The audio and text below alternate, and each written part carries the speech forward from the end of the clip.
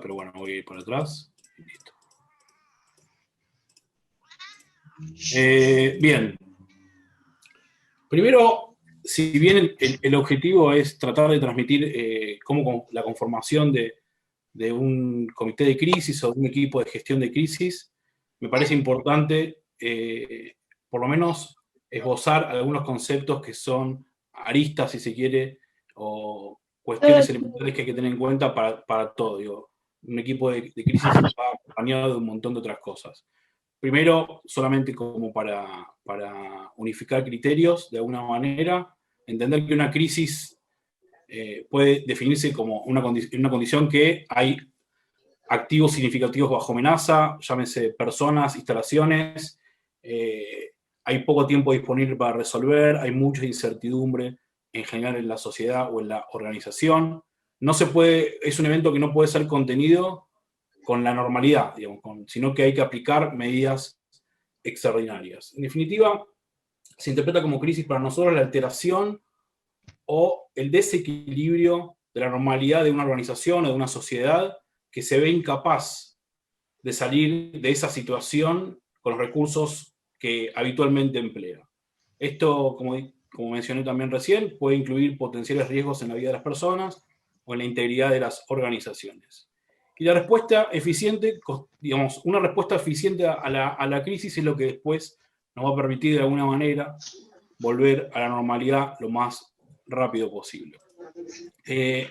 Importante mencionar también, o cuál es la clave o la llave de todo esto, es, hacemos todo esto para, de alguna manera, asegurar la continuidad de las operaciones, la continuidad funcional, que tiene que ver con anticiparnos al desastre, anticiparnos de alguna manera a la emergencia, ya que las experiencias demuestran por sí solas que no es una cuestión si se va a producir una crisis o no, sino cuándo, dónde y cómo. O sea, todos sabemos que una crisis va a haber.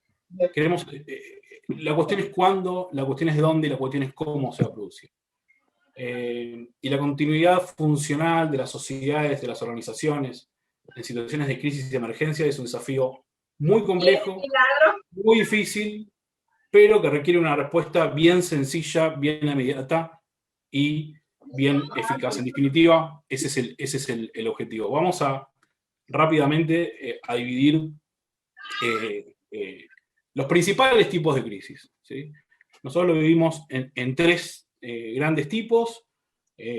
Un tipo de crisis, llamémoslo técnico, que pues, está relacionado a una falla estructural de una maquinaria que el resultado de eso es una explosión, un incendio, un colapso. Después tenemos un tipo de crisis producido o causado por el ser humano, que a su vez puede ser accidental o puede ser deliberado. Accidental, por poner un par de ejemplos, puede ser un accidente en el trabajo, un accidente de transporte, sea de cualquier tipo de transporte, aviones, autos, trenes, etc. O puede ser deliberado, que está más vinculado a un acto de crimen, un acto de terrorismo o a una situación bélica, ¿sí? Y por último y no menos importante, un tipo de crisis de índole natural, que a su vez también la podemos dividir, si queremos, en dos ejes.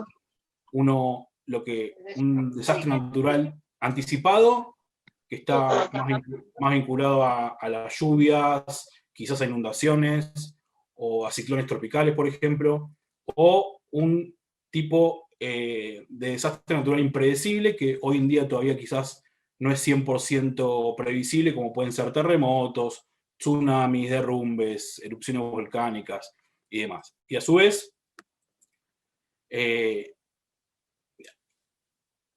podemos dividirlo también en varios más, ¿no? Y acá pongo algunos ejemplos que están relacionados a ataques, epidemias o pandemias, que es lo que estamos atravesando en este momento en términos mundiales, pueden ser desbordes sociales. Lo importante, en realidad, es, ya nos vamos a adentrar un poco más en eso, pero lo importante es que ante un evento de crisis siempre es fundamental identificar a qué tipo de crisis nos enfrentamos, porque no todas las crisis requieren la misma respuesta. Cada tipo de crisis requiere el uso de estrategias de gestión distintas, y hay una enorme variedad para eso. Acá también es algo que le voy a pasar muy rápido porque entiendo que no es el eje de este encuentro, pero si se quiere en algún otro momento lo podemos profundizar, pero cómo planteamos un proceso lo más profesional posible de armado de todo un plan de crisis, de todo un sistema de respuesta ante una emergencia. Requiere ser, de nuevo, este es un proceso que requiere ser diseñado, digamos, para prevenir, para minimizar, para mitigar, para contener los daños en las vidas y las instalaciones que una crisis puede infligir, de nuevo, en una sociedad, en una organización o donde sea. Ahí lo puse para que lo vayan viendo, pero de nuevo, no quiero adentrarme en cada uno de estos ejes, que cada uno a su vez requiere un montón de tiempo de preparación, de diseño, de análisis, ¿sí? Cada uno de estos necesito definir cuáles son mis objetivos, o los objetivos de mi organización, necesito elegir y seleccionar y capacitar a líderes y a coordinadores que gestionen esta crisis, tengo que armar un plan, bueno, nada, todo lo que ven ahí, no sé, por ejemplo, el eje de mapeo de vulnerabilidades es algo fundamental para poder después planificar la respuesta. Y siempre, esto es algo que decimos siempre, es, además de construir un equipo de gestión de crisis o un comité, de elaborar un plan, protocolos, de capacitarnos, la única manera, al menos que alguien en algún momento descubra otra cosa, para mejorar estos procesos son las prácticas y los simulacros. Y a partir de ahí sí poder seguir el proceso de mejora continua. Evaluar, analizar y volver a construir sobre lo aprendido. Dicho esto, menciono 3 fases generales, de nuevo, que adentro de cada una se desprenden un montón de otras, si se quiere, subfases, pero en sí lo quiero categorizar en estos 3, en la precrisis, en la crisis y en la postcrisis. Y la fase de la precrisis, que se ocupa de la preparación, de la prevención, de todo lo que tiene que ver con la construcción, por ejemplo, de resiliencia, del diseño de planes de protección en todos los sentidos. Y acá imaginémonos, de nuevo, digo, un extintor de fuego es parte de un plan de precrisis, si se quiere. Y después la crisis es la respuesta, es la fase de la respuesta donde requiere ya gestión, que debe realmente responder a esta crisis, de nuevo, para evitar una mayor escalada de esta crisis o de los daños. Y por último, y no menos importante, de nuevo, el objetivo de la fase de la recuperación es restaurar la normalidad de la vida rutinaria, que ese es el objetivo global y final de todo lo que proponemos. Yo estoy pasando todo esto rápido, pero después si hay preguntas me avisan. Una vez comprendido en términos conceptuales la emergencia, la crisis, definido los riesgos, sus hipótesis, quizás también habiendo hecho un trabajo de clasificación de tipos de crisis más desmenuzado. ¿Qué debemos hacer una vez que contamos con estas herramientas y con esta información de nuevo conceptual?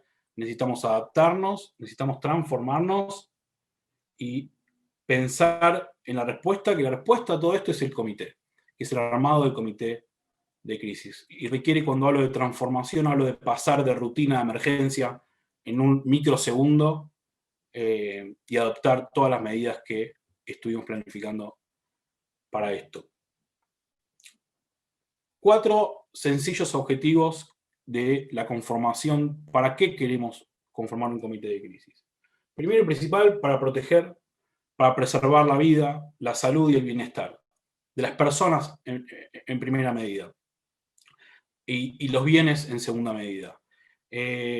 Otro de los objetivos es minimizar las pérdidas, ¿sí? Minimizar las pérdidas, los daños, las alteraciones, de nuevo, y esto ya lo repetí, pero lo voy a seguir repitiendo, tanto de las instalaciones como de los recursos, como de las operaciones. Y acá podemos hablar de sociedades enteras, podemos hablar de una fábrica, podemos hablar de un negocio, podemos hablar de una organización, imaginémonos lo que sea.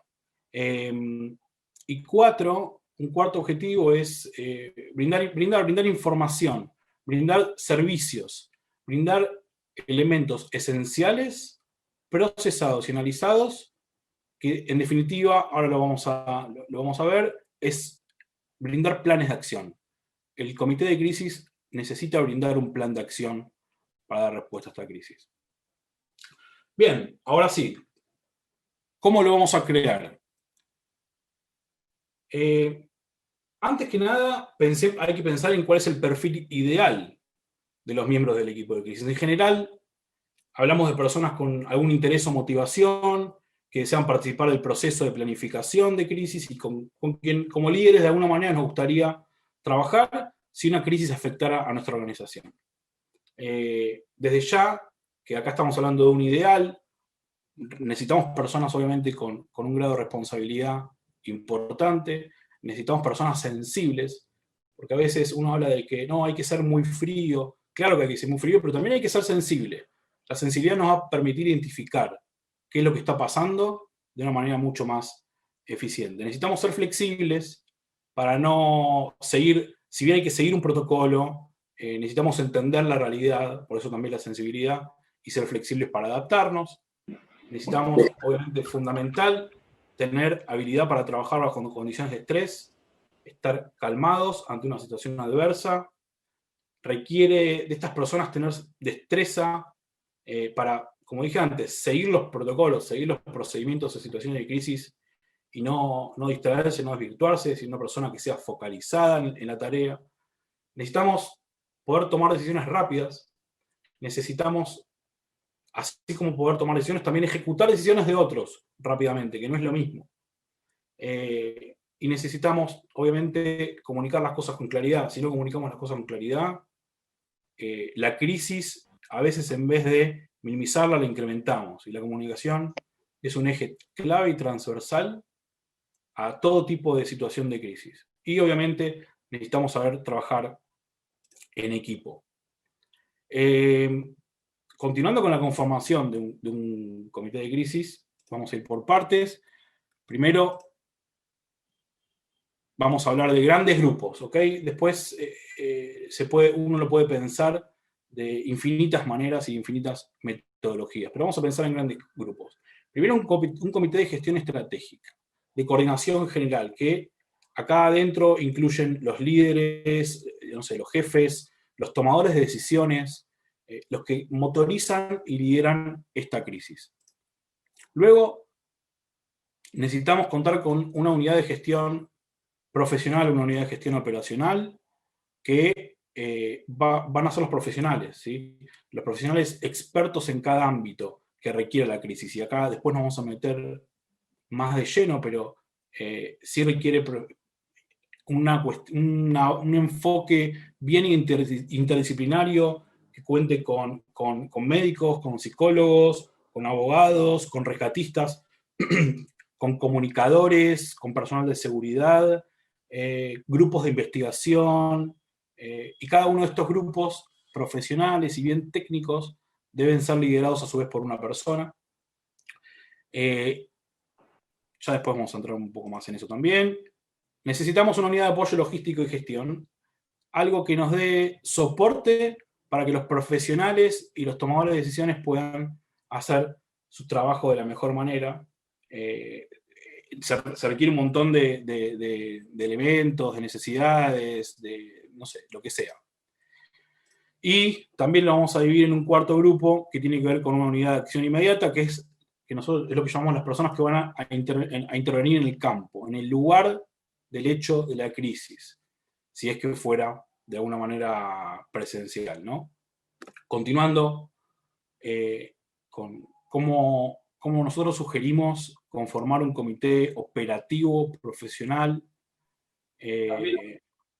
Después, de nuevo, después cada uno lo puede, hay que adaptarlo a cada organización, a cada realidad, pero hablándolo de una manera más rápida, necesitamos contar con un grupo de investigación.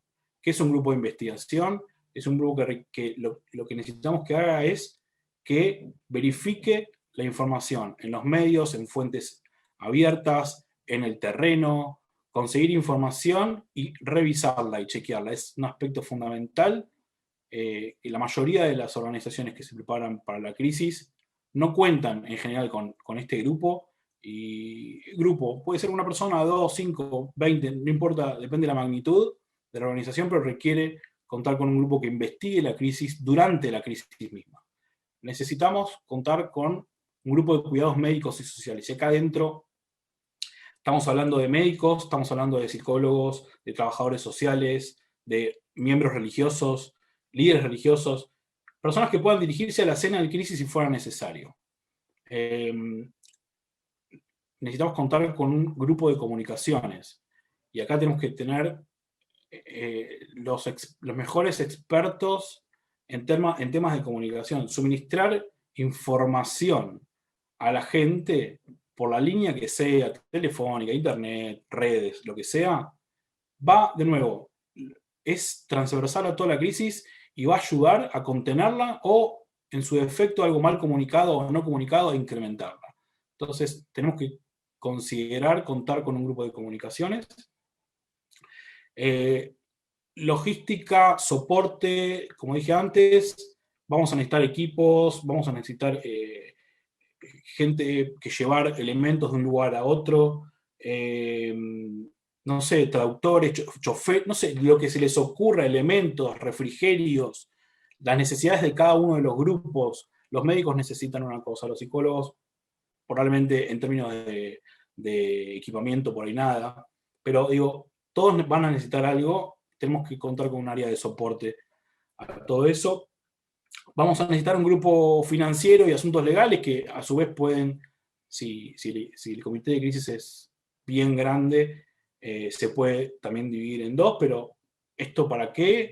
Para verificar las fuentes, para verificar transacciones financieras si lo tuviéramos que hacer, para verificar contratos, seguros, aspectos legales de las decisiones tomadas por la organización. Y acá vuelvo a la pantalla anterior cuando hablaba de tomadores de decisiones. Yo siempre digo que es importante tener alguna persona de asuntos legales cerca de los tomadores de decisiones, porque cuando toman decisiones de forma rápida y bajo estrés, a veces se van fuera del marco legal, entonces está bueno que ahí haya una especie de consejero legal que los asesore. Seguridad, algo fundamental para que pueda dirigirse a la escena de la crisis y asegurar otras instalaciones o grupos si fuera necesario. Y un poco por fuera, pero de nuevo, esto es algo más genérico, vamos a necesitar siempre contar con una persona que tome nota. Parece muy chiquito y muy ridículo esto que estoy diciendo, pero créanme que es clave documentar y registrar todo lo que se va haciendo.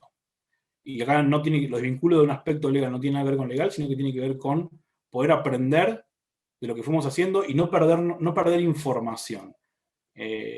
Nada, me parece fundamental. Y después lo que llamamos como una especie de agente de enlace, oficial de enlace, que es una o más personas que se comunican con autoridades locales, municipales, ministeriales.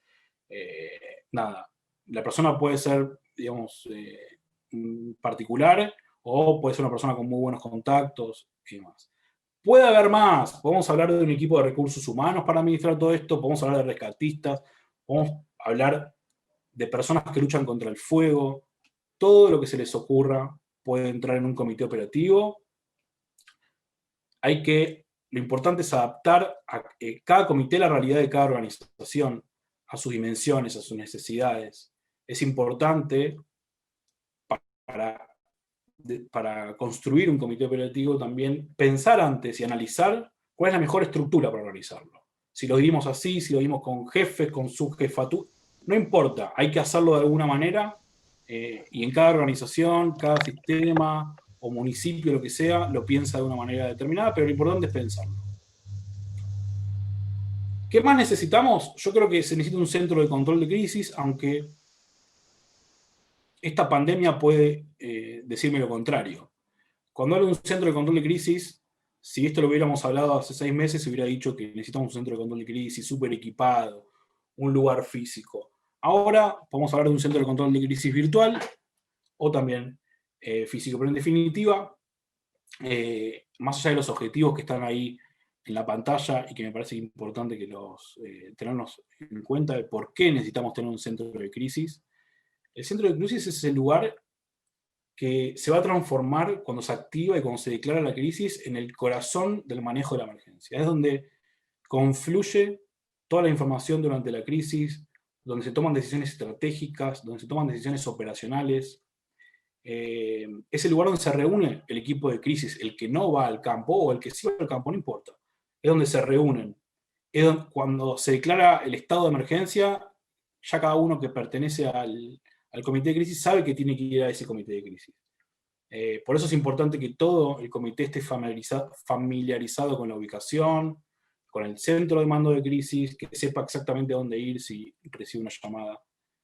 Esto es muy importante. Y después, el tema del centro de control de crisis es un tema en sí mismo que requiere otro approach, que requiere otro abordaje. Es necesario considerar la ubicación, tiene que ser un área controlada, segura, porque el control y las decisiones tienen que ser tomadas en un entorno apropiado, lejos de disturbios innecesarios, etc. Entonces, solo para comentar, centro de control de crisis. Y obviamente, tenemos personas, recursos humanos, comité de crisis, tenemos un centro de control, pero sin un plan, probablemente hagamos las cosas un poco mal. Entonces yo soy convencido de que el plan es lo que nos va a orientar a todo, que es un plan. El plan de gestión de crisis es un documento breve, pero bien estructurado.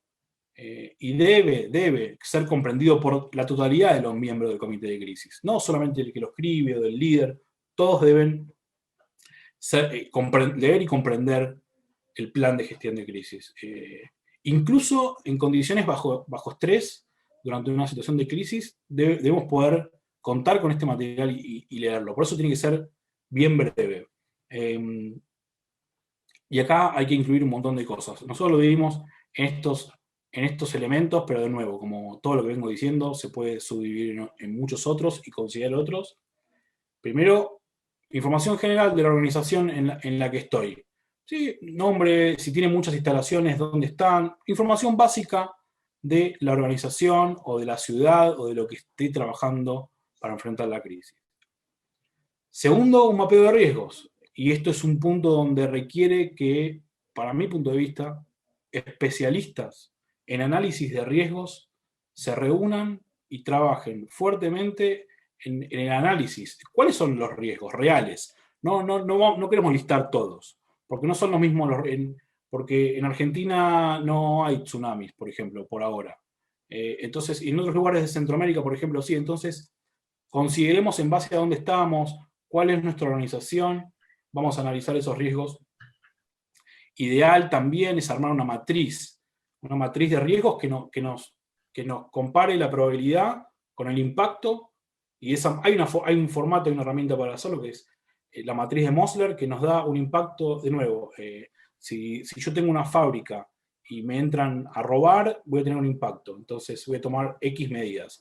Pero si yo tengo una fábrica y se me incendia todo, el impacto es mucho más grande, requiere otras medidas. Entonces, digo, por poner un ejemplo muy básico, y esto sirve para todo, necesitamos contar con un mapeo de riesgos, obviamente el comité, de lo que hablamos antes, nombres, los roles en las crisis, sus datos de contacto, suplentes, ¿sí? Si yo soy encargado de los médicos y ese día yo estaba de viaje, o estoy ausente, o estoy enfermo, o no puedo estar. Yo miré mi cama con el pantalón mojado, Me parece que hay alguien ahí que... Sí, les pedimos por favor que apaguen los micrófonos. Perdón, Danilo. No pasa nada, normal.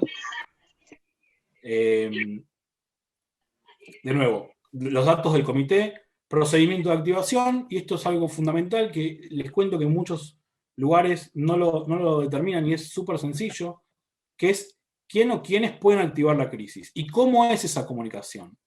Lo puede activar 3 personas, 2, 5, ¿quiénes? Exactamente quiénes. ¿Y cuál va a ser el proceso que utilicen esas personas para activarlo? La crisis no puede activar cualquier persona, porque requiere un análisis de apretar el famoso botón rojo, y no lo podemos comunicar de cualquier manera. Eso tiene que estar planificado. Entonces, de nuevo, cuando elaboramos este plan, así como hablamos del mapeo de riesgos, necesitamos personas que se sienten a diseñar quiénes son los que activan y cómo. Necesitamos definir cuáles son las fases de la emergencia, en base a los riesgos de los que estuvimos hablando. Quizás no de todos, porque es mucho, pero por lo menos de los que más impacto tienen. Y acá cuando hablamos de fase de emergencia, nosotros siempre lo dividimos en 4, que es la fase 0, que sería la preverificación, o antes del efecto directo, sino cuando detectamos la señal, cuando se detecta la señal del estado de emergencia. Ese sería lo que llamamos la fase 0, que dura muy poquito, en tiempo real. Después está la fase 1, que es la activación en sí, y que en general dura entre 0 y 30 minutos después del incidente, después del evento. Después hablamos de la fase 2, que es la toma de control, es donde un comité de crisis en una fase 2, luego de más o menos 30 minutos, debe poder llegar a controlar la situación. Y esto dura varias horas, puede llegar hasta 3, 4, 5 horas. Después hablamos de una tercera fase de estabilidad, donde disminuye las amenazas iniciales, donde continuamos con el control, donde continuamos activados, y esto ya puede durar quizás hasta un día. Y después una última fase, que es lo que siempre llamamos que es el comienzo del periodo de recuperación para volver a la normalidad lo más rápido posible. Que acá, no en todas las fases, sí en todas las fases, pero en esta es la fase que yo digo que los profesionales de la salud mental tienen mucho para aportar. Bien, comunicación es importante, como dije antes, por eso lo consideramos como un ítem aparte. ¿Cómo vamos a comunicar en forma interna? Interna es en mi comité de crisis. ¿Cómo comunico cada cosa? ¿Qué hago? No sé, una lista de WhatsApp y lo comunico, 5, no sé. ¿Cómo lo hago? Y eso a nivel interno. Y a nivel externo, ¿cómo comunico a la sociedad, a, no sé, familiares de víctimas ante un hecho trágico? ¿Cómo lo voy a comunicar? Y acá, de nuevo, entra en juego fundamental el área de salud mental para orientar a los comunicadores cómo, valga la redundancia, comunicar este tipo de mensajes. Necesito tener protocolos, necesito tener checklists, necesito tener... Y cuando hablo de protocolos y checklists, acá siempre digo lo mismo, no manuales gigantes, una hojita, 2 hojitas, donde necesito saber qué tengo que hacer. Y cuando digo qué tengo que hacer es lo que hablamos antes de cada comité de crisis. Cada miembro del comité de crisis debe contar con sus propios protocolos, que deben ser analizados, pensados y ejercitados antes, para cuando llegue la hora de la crisis, salga lo mejor posible. Y después apéndices, lo que necesiten. Elementos, necesidades, no sé, calendarios, información valiosa que ustedes quieren considerar en el plan. Solo a modo visualización, como concepto, necesitamos, como dijimos antes, planes, procedimientos, checklists, protocolos. Necesitamos un comité, necesitamos un centro de control, que ahí puede ser de nuevo físico o virtual, y transversalmente, para que todo eso funcione de la mejor manera, necesitamos volver a entrenarnos, capacitarnos, ejercitarnos, haciendo distintos tipos de simulaciones, que también cuando el plan de gestión de crisis está avanzado, es bueno tener a su vez un plan de entrenamientos, a su vez un plan de ejercicios, con mini testeos. Por ejemplo, podemos testear solamente el procedimiento de activación, a ver cómo es. Podemos testear cómo se activa el grupo de médicos. Podemos testear cómo se activa el grupo de seguridad. Podemos testear cómo opera nuestro oficial de enlace, o todo junto o por partes, pero sí es importante pensarlo. Y ya terminando, para no aburrirlos más tampoco, una cosa más relacionada a lo anterior, que es importante cuando diseño un plan de crisis y cuando tengo un comité, poder, por ejemplo, agregar indicadores de logros. Y sobre todo en la fase de la precrisis, donde necesito indicadores de logro, de cuántos ejercicios hice, cuántas personas participan, indicadores cuantitativos y cualitativos de que a mí me puedan medir la performance de este comité. Una famosa frase de Abraham Lincoln que me gusta mucho es: dame 6 horas para derribar un árbol y yo voy a estar 3 horas afilando mi hacha, que en definitiva, de alguna manera la moraleja de esto es, destinemos el tiempo a la precrisis. Cuanto más le dediquemos a prepararnos, mejor van a ser nuestros resultados y más rápido y de mejor manera vamos a volver a la rutina luego de una crisis. Así que fui bien rápido, ágil, así que si hay alguna pregunta, Carla, estoy a disposición. Bueno, muchas gracias, Danilo. Hay muchos mensajes en YouTube y en el chat, desde bienvenida, como el de Graciela Ackerley, que dice gracias por la ponencia, excelente. Mensajes que llegan desde colegas de España, por favor manden esta charla a los distintos políticos, es un pedido que se repite mucho. Juan Manuel Fernández Millán dice, por favor manden esta charla a los distintos políticos que deben formar ese comité, los responsables de formar y crear estos grupos. Y hay una pregunta de Luciana, que la hizo por YouTube, ya te la comparto. Dice Luciana, para la formación de un comité de crisis, es importante el líder, que a veces se confunde con que no puede ser un jefe y debe ser ambas cosas. ¿Qué recomendarías, Danilo, en estos casos? No, yo creo más en los líderes que en los jefes, pero me parece que es un tema más personal. Es importante que las personas que lideren las crisis sean ejemplares, sean participativos, y acá es más meterse en estilos de liderazgo que otra cosa.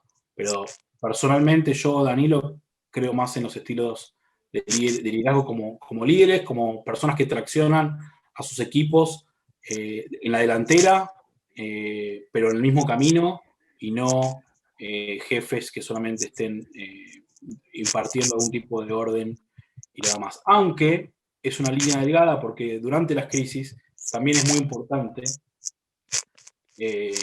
dar indicaciones rápidas y precisas en formato de orden, porque no hay tiempo. Durante la crisis no hay tiempo, en general, depende de la crisis, no hay tiempo para debatir, no hay tiempo para reflexionar. Por eso hice mucho hincapié en la presentación en la precrisis, en prepararnos para eso, y para no después estar discutiendo decisiones y órdenes, si se quiere.